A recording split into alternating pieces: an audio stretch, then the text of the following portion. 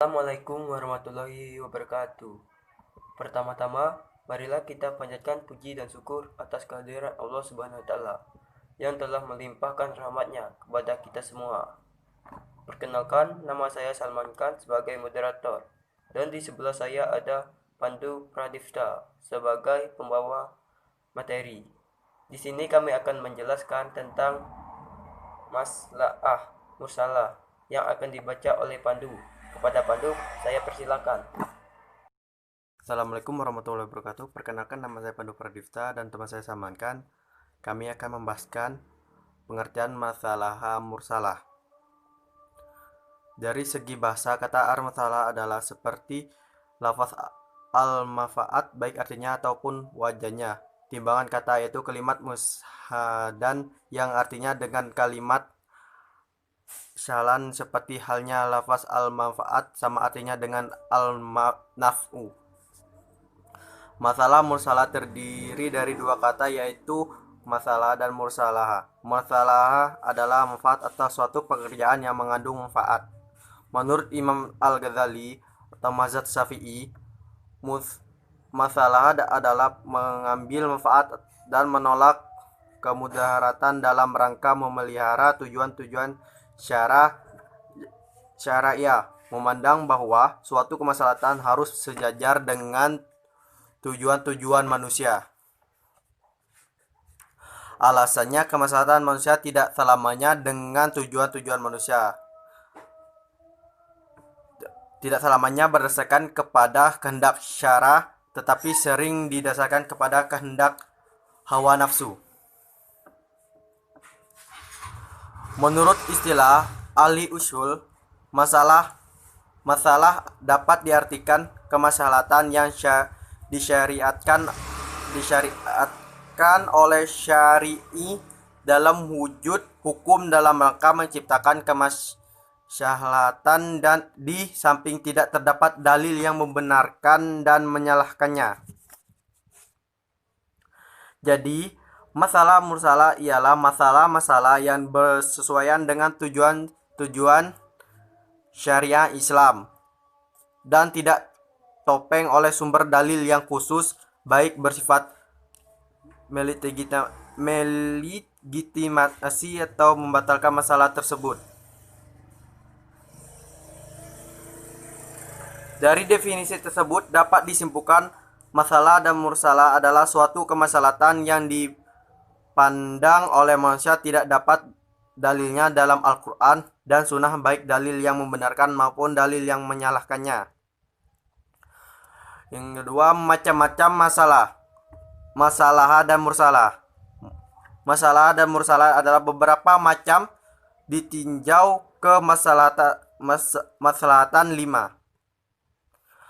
A. Masalah daruriyah, yaitu kemaslahatan yang berhubungan dengan kebutuhan pokok umat manusia di dunia maupun di akhirat.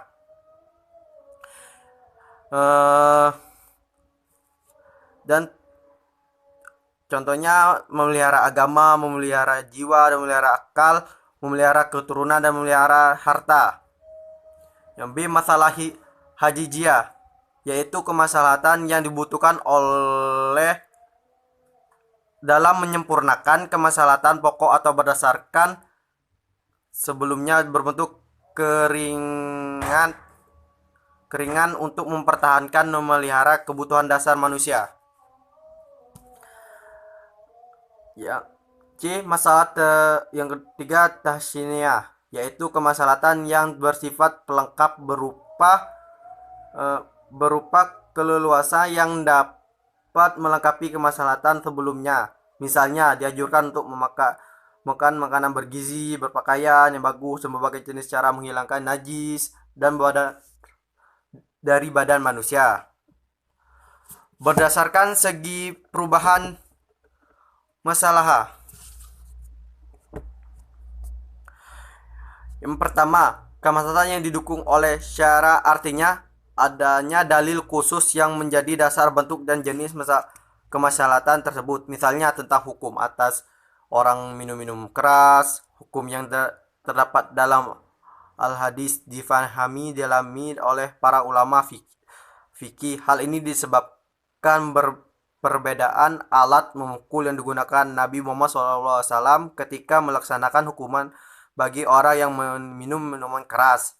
Ada hadis yang menerangkan alat yang digunakan adalah beberapa kurma sebanyak 10 kali, dan ada yang mengaitkan dan dengan hukuman penuduh zina yaitu 80 kali. BIM kemaslahatan yang ditolak oleh syara karena bertentangan dengan ketentuan syara yang menentukan bahwa orang yang melakukan hubungan seksual di siang hari dalam bulan Ramadan dikenakan hukuman memerdekakan budak atau puasa selama 2 bulan berturut-turut atau memberi makan 60 orang fakir miskin. Dan ulama usul fikih memberikan pandangan bahwa yang diutamakan adalah puasa 2 bulan berturut-turut karena hal yang demikian itu sangat relevan dengan tujuan syara. Yang C, kemaslahatan yang berdasarkan tidak didukung syara tidak pula dibatalkan syara melalui dalil yang rinci. Kemaslahatan yang tidak didukung oleh syara baik secara rinci maupun umum tetapi didukung oleh nas yang disebut masalah kharibah, namun mereka tidak dapat memberikan contoh, dan kemaslahatan yang kedua disebut masalah mursalah. Dan itu saja yang saya jelaskan, dan selanjutnya akan dijelaskan oleh teman saya Salman Khan. Kepada Salman Khan, silakan untuk menjelaskan. C. Syarat-syarat maslahah mursalah. 1.